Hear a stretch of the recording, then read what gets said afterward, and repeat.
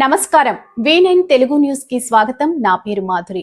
Bhoothpur municipality 8వ ward నుంచి పోటీ చేసి ఘన విజయం సాధించి ఈ రోజు భూత్పూర్ మున్సిపాలిటీకి చైర్మన్ గా బాధ్యతలు స్వీకరించిన బాలకోటితో ముఖాముఖి.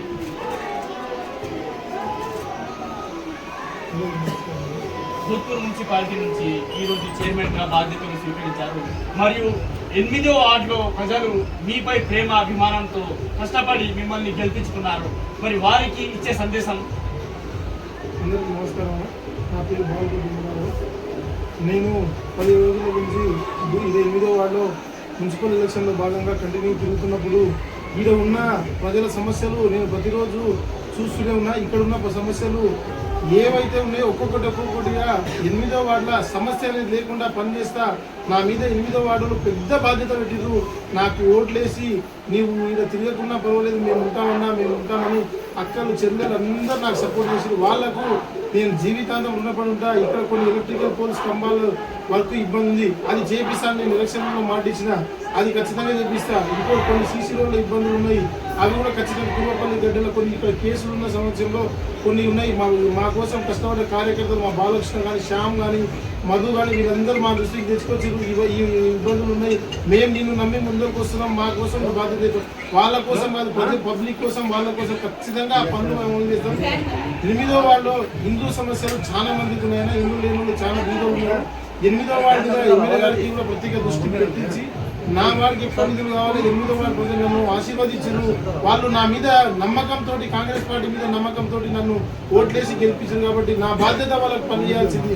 ఖచ్చితంగా 8వ వార్డులో హిందూ సమస్యలు ఇవన్నీ నా సొంత ఇంట్లో సమస్య ఎట్లుందో అదే సమస్య చూసుకొని ఖచ్చితంగా ప్రత్యేక ఒక్కొక్క సమస్యను ఖచ్చితంగా చేసి నేను మున్సిపల్ చైర్మన్ బాధ్యతను మంచిగా ప్రవర్తించి ఉన్న 10 వార్డులలో 10 వార్డులకు భూత్పూర్ మున్సిపాలిటీ నెంబర్ 1 స్థానంగా మా కౌన్సిల్ సభ్యుల ఆధ్వర్యంలో ఎలాంటి ఇబ్బంది లేకుండా ఖచ్చితంగా ముందుకు తీసుకుపోతానని మరియు ఇక్కడ 8 రోజుల పాటు ఎలక్షన్ టైంలో మరి ఏమైనా ఇబ్బందులు ఎదుర్కొన్నారా? నాకు 8వ వార్డులో ఒక సింగిల్ పర్సన్ అడిగితే కూడా నేను ఇలాంటి 8వ వార్డు ప్రజలు మొత్తం ఒకటే, మాకు అభివృద్ధి కావాలి, నువ్వు వచ్చినావు, నీ మీద మాకు నమ్మకం ఉంది, నువ్వు పని చేస్తావు.